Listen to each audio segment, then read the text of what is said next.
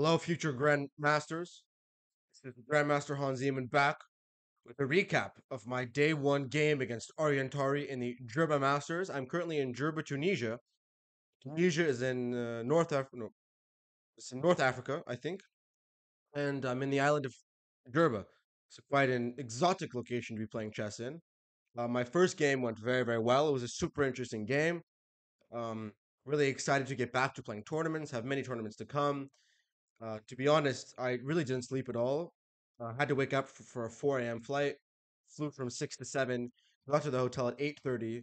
Then I switched hotels, barely slept, but thankfully I have had some energy and reserve from exercising so much and taking my health quite seriously.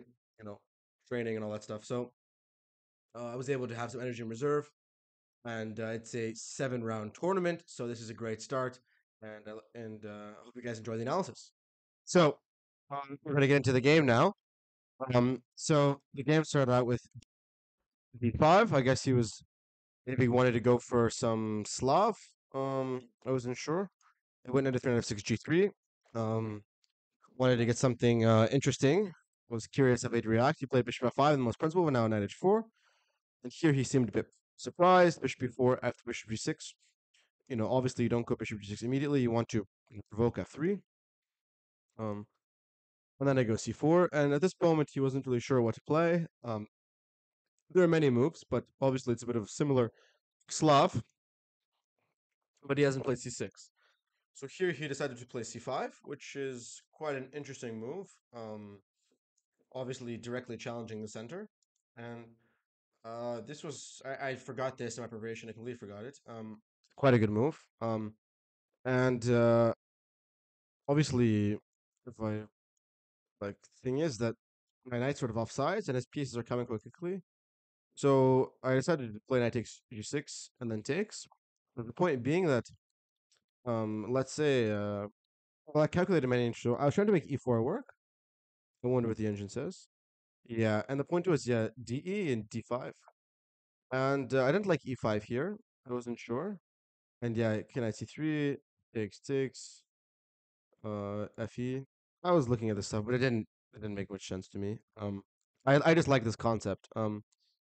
But basically to go back to it, I didn't want this because I was worried about taking in between and then takes and then I don't know. My knight just feels kind of off on h4. I didn't really like this piece, so I had to take, and I planned a bit of a trap with cd.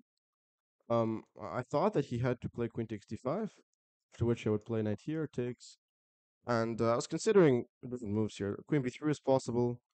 Um, I could just take knight b5, threatening this knight a6 and just takes. But I'm slightly better here. I have the two bishops. I can probably play. Obviously, my opponent is quite theoretical, so it's difficult to get a game. But this was already a massive opening success. I guess he blundered that after takes knight c3, he underestimated that the point is that he just cannot develop his pieces. His pieces is, you really would wish this pawn was on h6 or h7 because you want to play g6. So this g6 pawn is actually a massive impediment for his development, and you don't want to go, for example, e6. I have bishop b5 check. I don't want to be too close to the mic. I want to keep my distance again. I know the mic was a massive issue in the last video. Let me turn the volume up. Wait 1 second. And then knight has to go here. I double the pawns, and two bishops, everything collapsing. So he tries to go rook h5, attacking, but now I go bishop b5 check, knight d7, g4.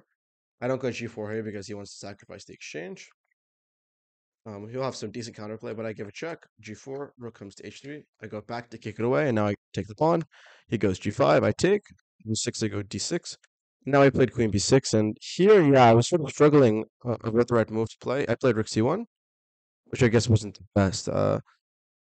After a6, I was not sure what my follow-up was supposed to be. I'm curious what the best move was. Yeah, so okay, apparently I take, and queen e2. Interesting. And if castles, I guess I just castle. Wait, he can't castle? I can't he castle? Oh, I'm so stupid. Oh my. Okay, you guys will not believe how stupid I am. You will not believe how stupid I am. So his rook moved to h3, and the whole game, I thought that he could castle.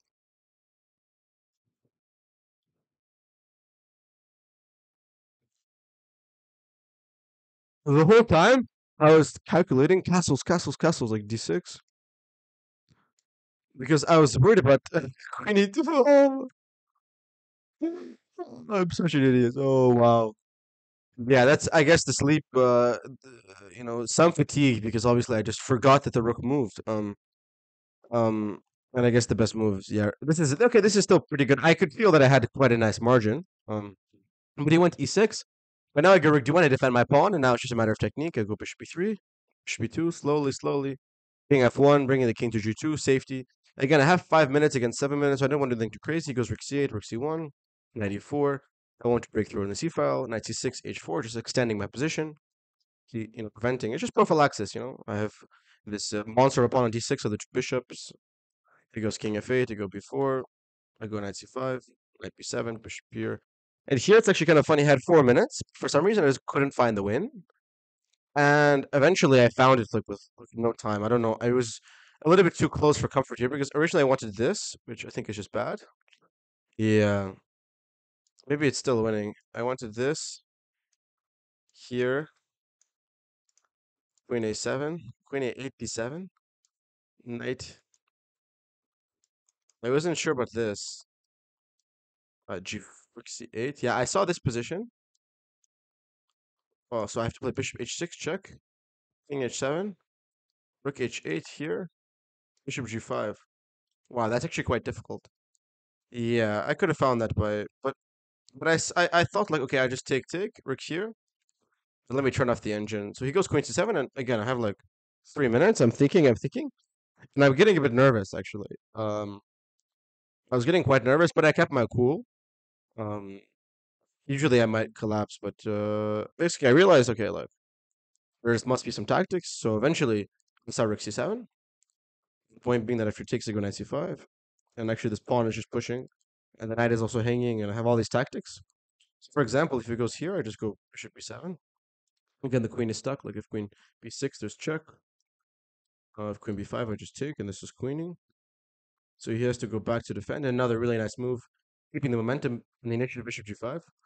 Point being that I want, okay, bishop f6, I can take. Let's check. And if f6, I just take. And you cannot take because of check. And okay, the queen cannot go here, knight d7.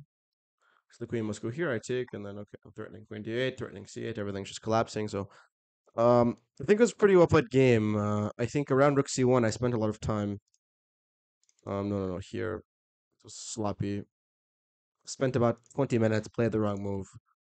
Obviously, if I realized that the king wasn't castling, I would have figured that out quite quickly. But yeah, thank you guys for watching this recap. I'll show you guys the chess results page. Um, so we have only me and Bilal won our first round games. Here you can see the rest of the pairings. So I have next round black against Jules Moussard, Daniel Darda, white against David Shmouk, then black against Vasily Machik. I have a nice double white here. Then I have white against Mark Maritzi, and then black against Bilal in the last round. So I would say definitely some good pairings. Definitely a very good start against a very solid player. It's quite low rated right now. Don't know why, but yeah, this was a very good start. Obviously, I tweeted that the solution to losing is just to stop losing. So I'm gonna try and keep doing that. I'm very happy with my play, and I hope to continue like this. So like, comment, and subscribe. Keep going on this journey. And I actually forgot. It is. You know what day it is, guys? It is day. It is day 19 for the Journey to Champion, and you know, things are moving. Things are moving.